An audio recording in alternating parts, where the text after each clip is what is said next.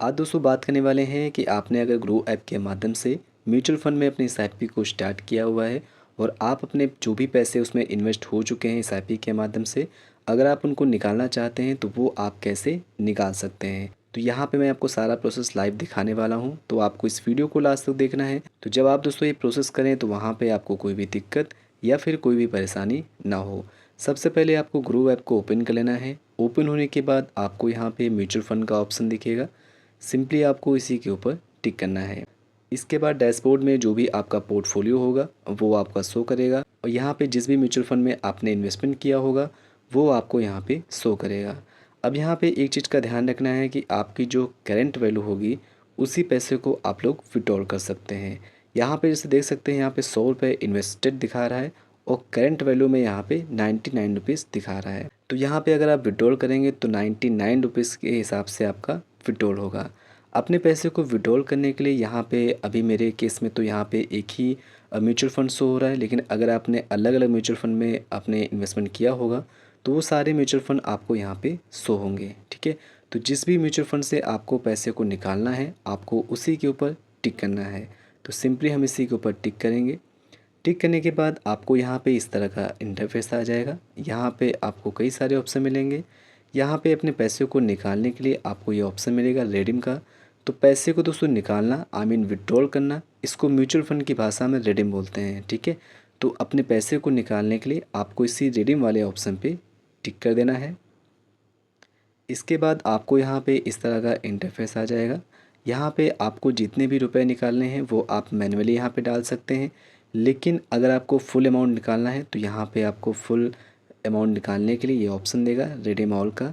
तो सिंपली हम इसी बॉक्स के ऊपर टिक कर देंगे। लेकिन अगर आपको यहाँ पे पर्टिकुलर कोई अमाउंट लिखना है, दोस्तों आपके म्यूचुअल फंड में अगर पैसे ज़्यादा हैं और आप थोड़ा सा पैसे निकालना चाहते हैं तो आप यहाँ पे मैनुअली अमाउंट भी लिख सकते हैं। सपोज़ आपके म्यूचुअल फंड में अभी 10,000 रुपये हैं, तो अगर आप उसमें से 5,000 रुपये निकालना चाहते हैं तो सिंपली आप यहाँ पे 5,000 रुपये लिख सकते हैं। ठीक है, मेरे केस में यहाँ पे फुल रिडीम कर रहे हैं तो यहाँ पे मैंने फुल रिडीम वाले ऑप्शन पे टिक कर दिया है।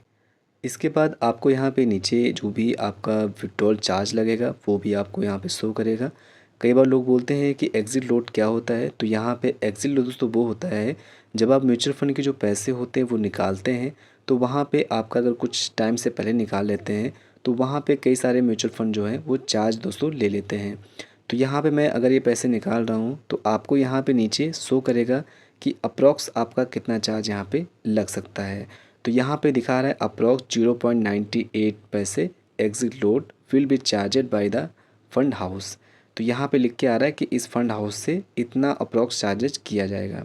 अप्रॉक्स दोस्तों 1 रुपये तक का यहाँ पे चार्जेस ये लेंगे। ठीक है, इसके बाद आपको यहाँ पे डेट भी दिखाएगा। अगर आप इस पैसे को निकाल रहे हैं तो ये आपके अकाउंट में किस डेट को ट्रांसफ़र होंगे, यहाँ पे आपको डेट भी दिखा रहा है कि आपको ये जो पैसे हैं जो आप आज रिडीम कर रहे हैं ये आपके अकाउंट में कब तक पहुँचेंगे, मतलब कब ट्रांसफ़र किए जाएंगे।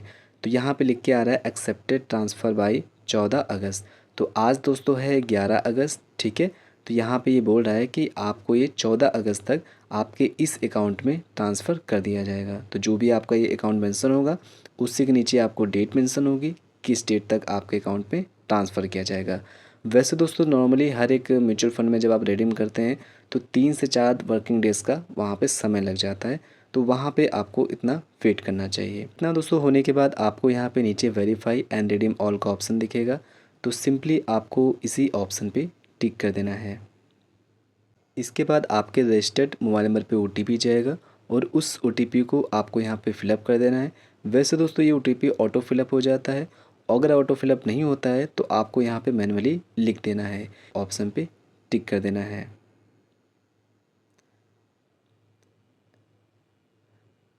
अब इसके बाद आप देख सकते हैं मेरा जो रिडीम वाला प्रोसेस था वो दोस्तों कंप्लीट हो चुका है।